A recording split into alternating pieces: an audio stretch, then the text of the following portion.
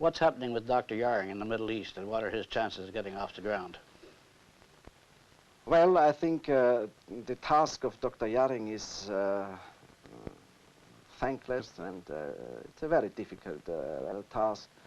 Dr. Yaring has my full confidence. I ask him to continue his efforts, and I'm personally convinced that the United Nations has the duty to continue the negotiations with parties concerned. This is also the reason why I asked Dr. Yaring to take contact with the President of Senegal and Mauritania, the two presidents who dealt with the Middle East problem on behalf of a number of African heads of state. The conversations Dr. Yaring had were very fruitful, helpful. He's now back in Moscow because his foreign minister is paying an official visit to the Soviet Union. But he will return to New York after this visit, and we will then discuss the further steps in this direction. How do you suppose these Yaring efforts will mesh with the U.S.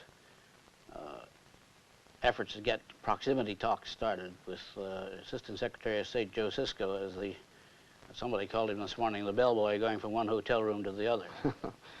Well, I think the two efforts are complementary. They don't exclude each other. I welcome every effort made by any government because I think we have to do everything possible to overcome the actual stalemate. And therefore, if the American efforts are successful, I would be very happy, but I don't know whether this is what the situation is right now. I think we have to wait and see how things develop. At any rate, it is our duty to continue our efforts in this respect.